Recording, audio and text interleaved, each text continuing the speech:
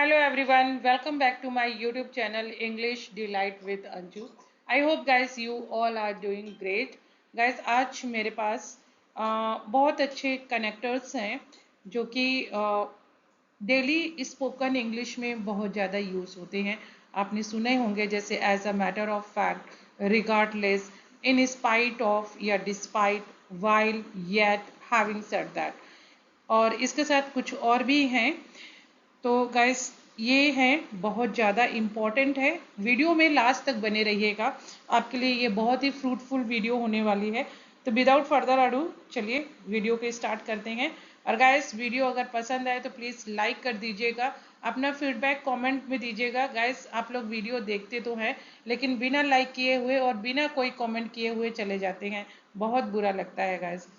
अगर आपके लिए वीडियो फ्रूटफुल हो तो प्लीज़ लाइक ज़रूर कीजिएगा और मुझे भी अपना फीडबैक दीजिएगा. चलिए स्टार्ट करते हैं. गैस आपने देखा होगा कि येट का हम बहुत ज़्यादा यूज़ करते हैं. येट कब यूज़ होता है कि कॉन्ट्रास्ट में यूज़ होता है जब कोई पॉजिटिव चीज़ हो और आपको जस्ट स्टेट चेंज करनी हो. एक तो येट का वहाँ पे यूज़ होता है. जैसे कि आपको बोलना है कि I am a highly educated person and I have worked hard, yet I'm not getting any job. आप कॉन्ट्रास्ट में दिखाते हैं. और एक येट होता है अभी तक के लिए कि जैसे कि my husband he hasn't come yet, अभी तक नहीं आए. तो कई यूज हैं, चलिए देखते हैं एग्जांपल्स में. फर्स्ट एग्जाम्पल है he is rich yet he is unhappy. वह अमीर है फिर भी वह खुश नहीं है. सेकेंड एग्जाम्पल है she studied hard yet she failed. उसने खूब मेहनत की फिर भी वह फेल हो गई. थर्ड एग्जाम्पल है it was raining yet they went outside. बारिश हो रही थी फिर भी वे बाहर गए. मतलब एक कंडीशन है जो दूसरे के सपोर्ट में नहीं है, कॉन्ट्रास्ट में है. फोर्थ एग्जाम्पल है he was tired yet he continued working. वो थका हुआ था फिर भी उसने काम जारी रखा. या इसका साउंड हालांकि भी ले सकते हैं. जैसे कि फोर्थ एग्जाम्पल देखिए, हालांकि वो थका हुआ था फिर भी उसने काम जारी रखा. तो आगे देखिए I haven't finished my work homework yet. मैंने अपना काम अभी तक खत्म नहीं किया. फिफ्थ एग्जाम्पल है शी हैजंट अराइव्ड येट. वो अभी तक नहीं आई है. Six example have you eaten yet. क्या तुमने खाना खा लिया अब तक. सेवेंथ एग्जाम्पल है the train hasn't left yet. Train अभी तक निकली नहीं है. तो ये थी येट.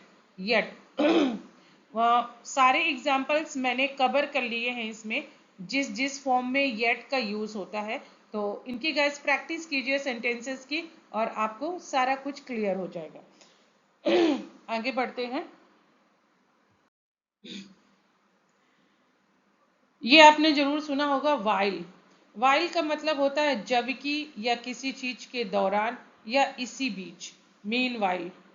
तो वहां पे वाइल का यूज होता है. इसमें आप देखिए इसका स्ट्रक्चर वाइल प्लस आपका सब्जेक्ट है और उसके बाद यहाँ पे बी है. B means is am are was were और ये हैज हैव के साथ भी यूज होगा. तो हैज हैव के साथ भी यूज होगा और उसके बाद आपका वर्ब में आईएनजी लगेगा. यस गाइस, जब भी आप वाइल यूज करेंगे तो याद रखेंगे कि अगर एक्शन वर्ब है तो उसमें आईएनजी आपकी लगेगी.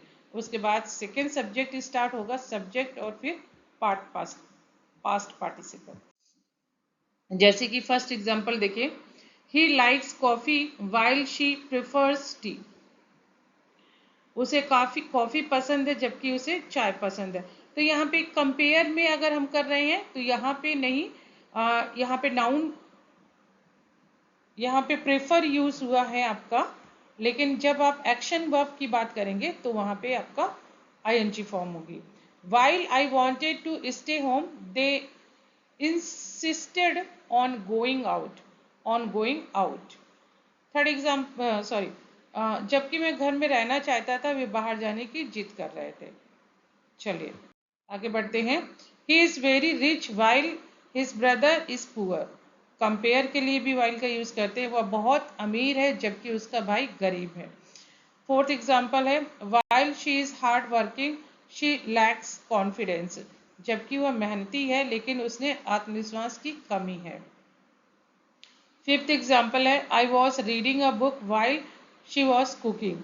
मैं किताब पढ़ रहा था जबकि वह खाना बना रही थी।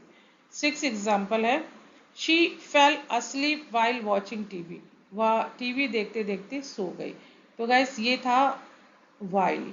मीन्स जब भी वाइल का यूज होता है तो किसी चीज के दौरान में कुछ करते हुए, ऐसे में वाइल का यूज होता है।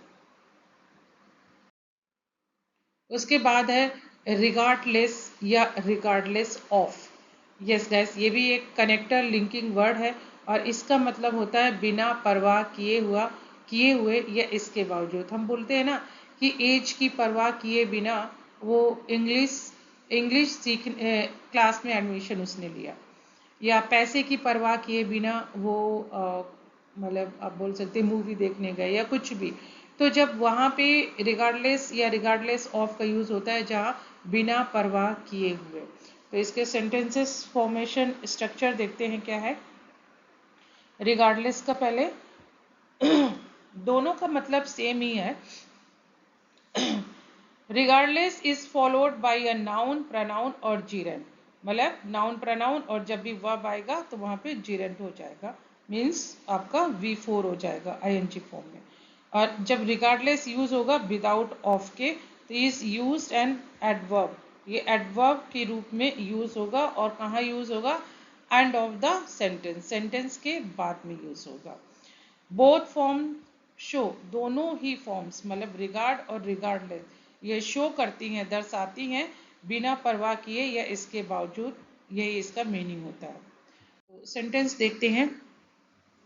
Regardless of the weather we will go on picnic. मौसम की परवाह किए बिना हम पिकनिक पर जाएंगे।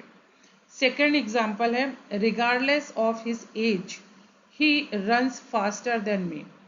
उसकी उम्र की परवाह किए बिना वह मुझसे तेज दौड़ता है। थर्ड एग्जाम्पल है, regardless of the difficulties she never gives up.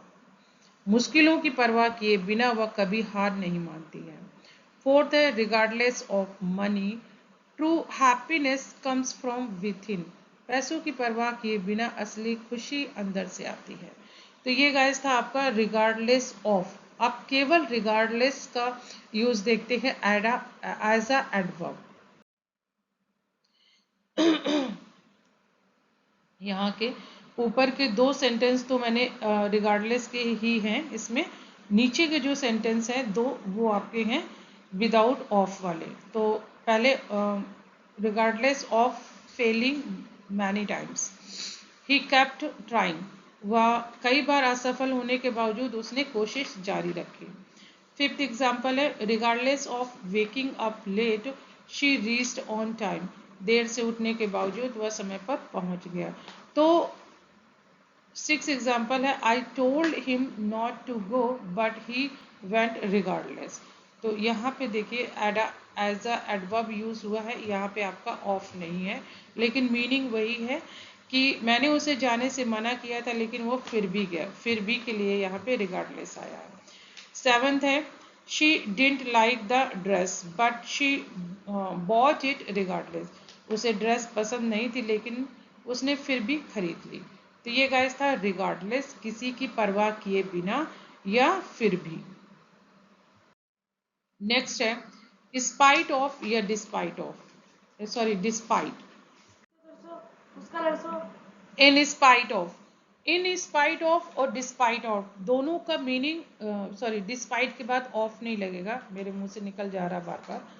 इन दोनों का मीनिंग होता है के बावजूद, और इनमें जो मेन डिफरेंस है वो यही है गाइस कि इन स्पाइट के बाद ऑफ लगता है लेकिन डिस्पाइट के बाद ऑफ नहीं लगता है। देखिए रूल्स देखिए, in spite of despite plus noun pronoun या जिरेंट यूज होगा, अगर एक्शन वर्ब है तो ING में। कहते हैं not followed by a full clause subject of verb, मतलब इसमें दो चीजें होंगी, आपका दो सेंटेंस होंगे। Not followed by of after despite, despite के बाद आपका ऑफ नहीं लगेगा। चलिए सेंटेंस देखते हैं। नाउन के साथ पहले देखिए, in spite of the rain, rain क्या है, नाउन है। We went for a walk, तो बारिश के बावजूद हम टहलने गए। सेकेंड एग्जाम्पल है, despite his injury he played the match, चोट के बावजूद उसने मैच खेला। तो आप यहाँ देख रहे होंगे जहाँ डिस्पाइट यूज है वहाँ पे ऑफ नहीं है, और जहाँ पे इन स्पाइट है वहाँ पे आपका ऑफ लगा हुआ है। थर्ड एग्जाम्पल है, in spite of her efforts she failed the test, अपनी मेहनत के बावजूद वह परीक्षा में फेल हो गई। फोर्थ एग्जाम्पल है, despite the traffic we reached on time, traffic के बावजूद हम समय पर पहुंचे। उसके बाद हम विथ जेरंड, मतलब अब आईएनजी वाला जहाँ पे एक्शन है वहाँ पे आप डिस्पाइट और इन स्पाइट ऑफ का यूज कैसे करेंगे, देखिए।